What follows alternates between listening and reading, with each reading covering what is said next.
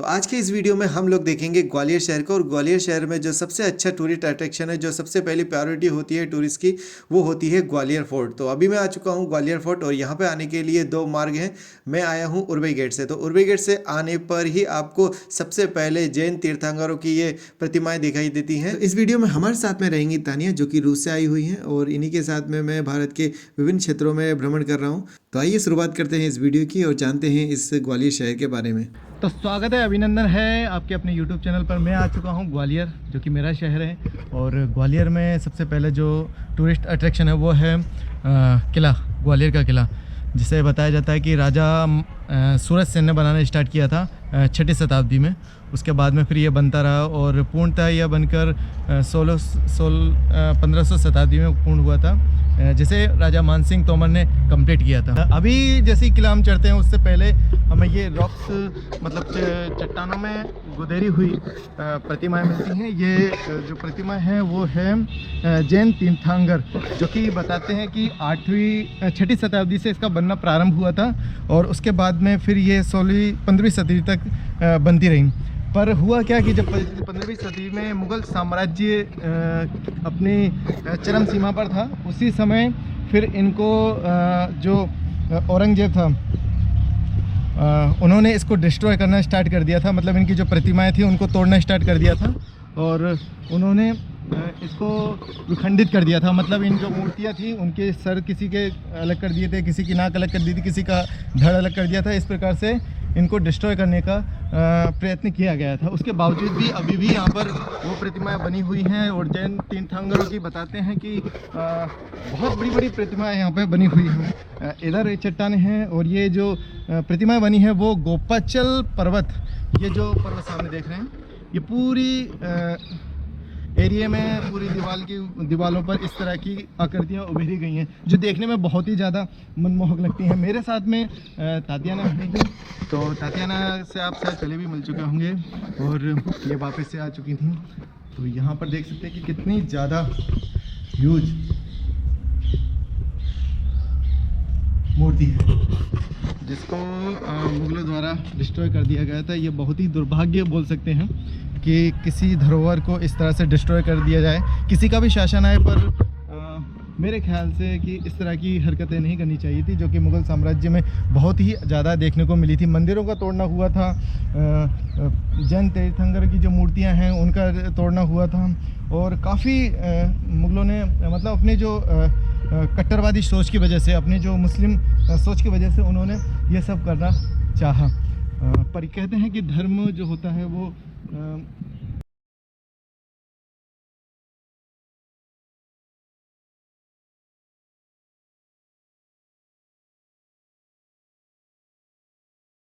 तानिया को फोर्ट के बारे में अच्छे से समझ में आ सके, इसीलिए हमने रशियन टूरिस्ट गाइड किया है, जो कि रूसी भाषा में तानिया को समझाएगा।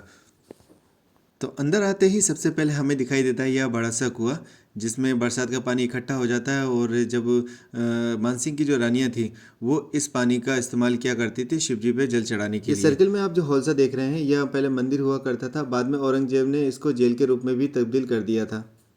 इतने सालों बाद भी अगर आप इसे गौर से देखेंगे तो देख सकते हैं कि कितना सुंदर यह दिखाई दे रहा है। और इसकी सुंदरता के बारे में जो बाबर था उनने अपनी बाबरनामा में भी उल्लेख किया था कि ग्वालियर का जो किला है वह रानी के हार में लगे हुए मोती की तरह सुंदर है। किले में आने के लिए यह दूसरा रास्ता है, जिस पर राजा हाथी पर बैठकर आया करते थे, इसीलिए इसको हाथी गेट भी बोला जाता है। ग्वालियर फोर्ट को दो भागों में बांट दिया गया है। मतलब कि अगर आपको पूरा ग्वालियर फोर्ट को विजिट करना है तो आपको दो जगह टिकट लेने होंगे। तो अगर पहला टिकट लेते हैं, जिसमें राजा मान सिंह का जो महल है वो देख सकते हैं, और उसके साथ में ही उसी टिकट में सास बहू का मंदिर जो है, जिसे शास्त्र बहू मंदिर बोला जाता है, वो विजिट कर सकते हैं, और तेली मंदिर। राजा मान सिंह महल के सामने ही पुरातत्व विभाग का एक संग्रहालय बना हुआ है, यहाँ पर भी आप विजिट कर सकते हैं। ये सामने आप जो सुंदर सी बिल्डिंग देख रहे हैं, यही राजा मान सिंह का महल है, और इसके अंदर जाने के लिए, अंदर से देखने के लिए आपको टिकट लेना होता है, जो कि 40 रुपये है भारतीयों के लिए। हम लोगों ने पहले देख चुके हैं, इसीलिए मैंने नहीं लिया है। अभी हम लोग जा रहे हैं हाथी गेट को देखने के लिए, जहाँ से राजा मान सिंह हाथी पर चढ़कर आया करते थे, और इसीलिए यहाँ को जो देख सकते हैं स्मूथ बनाया गया है। इसमें किसी भी तरह के जीने वगैरह नहीं बनाया गया है, रोड सी बनाई गई है। यही वजह है क्योंकि जब हाथी आता था तो उसे चलने में परेशानी ना हो। और यही हाथी गेट पर हमारा प्यारा तिरंगा भी लहराया जाता है और यहाँ पर आप हमेशा तिरंगे को लहराते हुए देखेंगे क्योंकि ये हमारी धरोहर है। हाथी गेट के द्वार से और हम आगे बढ़ते हैं तो हमें मिलेगा लक्ष्मण गेट, और लक्ष्मण गेट के बिल्कुल ही बगल से बना हुआ है चतुर्भुज मंदिर। इस मंदिर की खासियत यह है कि इस मंदिर के अंदर एक शिला है जिस पर जीरो होने का प्रमाण मिलता है। मतलब कि लोग बाग बोलते हैं ना कि जीरो की खोज कैसे हुई थी, भारत में हुई थी या नहीं हुई थी, तो यह उसको उस बात को सिद्ध करता है कि जीरो की जो खोज हुई थी वो भारत में ही हुई थी। और ये यहाँ पर जो शिला है वह सबसे पुरानी जीरो होने का प्रमाण बताती है। अब हमें वापस आ जाना है राजा मानसिंह के महल के पास में, और सामने अगर आप देखेंगे तो ये किले का दूसरा भाग है जहाँ पर जाने के लिए टिकट लेना होगा। तो यहाँ से टिकट लेने के बाद में हम लोग पहुँच जाएंगे करण महल को देखने के लिए, जो कि राजा मानसिंह का जो अभी हमने महल देखा है उससे भी पुराना है ये करण महल, जो कि राजा मानसिंह के पिताजी ने बनवाया था। और ये 3 इमारत थी जिसमें से अभी 2 इमारत बिल्कुल डिस्ट्रॉय हो चुकी हैं, टूट चुकी हैं, इसीलिए ऊपर का बंद कर दिया है और नीचे आप देख सकते हैं, घूम सकते हैं। यहाँ पर आकर कुछ संगीतकार भी मिले जो कि बढ़िया सा संगीत गा रहे थे।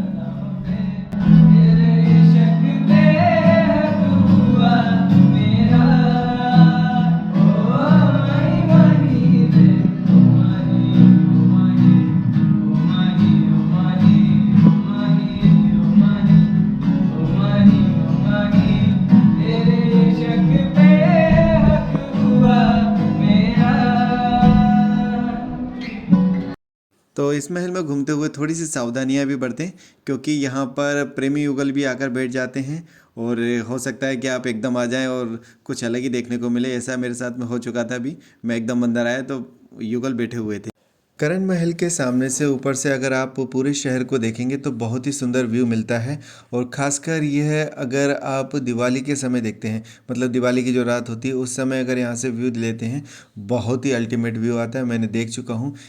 जब अंग्रेज़ों ने इस किले को कब्जा कर लिया था उसके बाद में यहाँ पर उनका ऑर्डिनेंस और जो उनके हथियार हुआ करते थे वो यहाँ पर जमा किए जाते थे, यहाँ पर रखे जाते थे।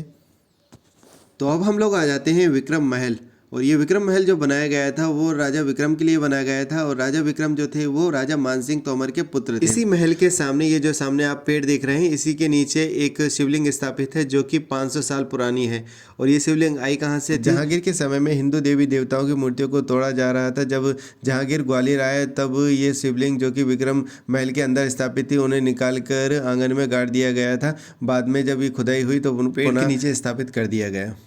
ये जो एरिया देख रहे हैं वो जहांगीर का महल है, और यहाँ पर जहांगीर की सेना भी रुका करती थी क्योंकि वह किसी और सेना पर विश्वास नहीं करते थे। इसी वजह से वह अपनी सेना साथ में लेके चला करते थे। और ये जो सामने आप पुल देख रहे हैं, ये जो बावड़ी सी देख रहे हैं, ये एक्चुअली में स्विमिंग पूल है, और यहाँ पर जो सैनिक हुआ करते थे वो स्नान किया करते थे।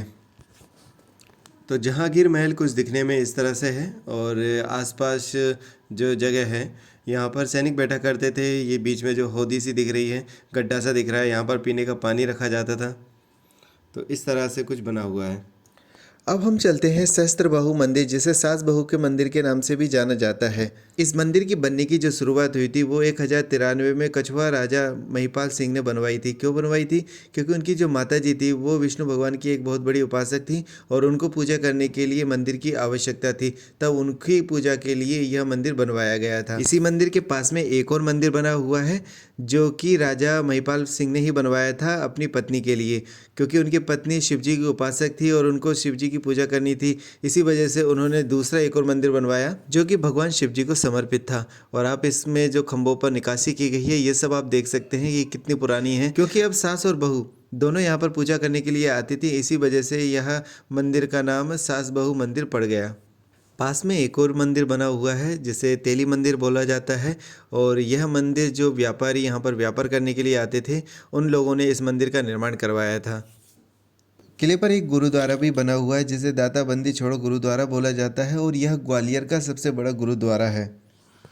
करीबन 3 से 4 घंटे ग्वालियर फोर्ट को घूमने के बाद में अब थोड़ी भूख लगी थी तो हम लोग वहीं के बने हुए रेस्टोरेंट पर चले जाते हैं चान में। मेन्यू यहाँ पर थोड़ा सा एक्सपेंसिव ज़रूर था पर इसका टेस्ट अच्छा था। हम लोगों ने हरा भरा कबाब और कोल्ड ड्रिंक आप चाहें तो यहाँ के गुरुद्वारे के लंगर में आप प्रसाद ग्रहण कर सकते हैं। तो आज की वीडियो के लिए बस इतना ही। कल हम एक नई वीडियो के साथ में उपस्थित होंगे और भारत के किसी नए शहर या फिर हम कल यहाँ पर ही स्टे कर या ग्वालियर के कुछ आसपास के और टूरिस्ट अट्रैक्शन रह गए वहाँ पे जाके कवर करेंगे। तो अगर आपको ये वीडियो अच्छा लगा है तो प्लीज़ वीडियो को लाइक कीजिए, और अभी तक आपने अगर चैनल को सब्सक्राइब नहीं किया है तो ज़रूर सब्सक्राइब कर लीजिए। आगे और भी बहुत कुछ आने वाला है, बहुत इंटरेस्ट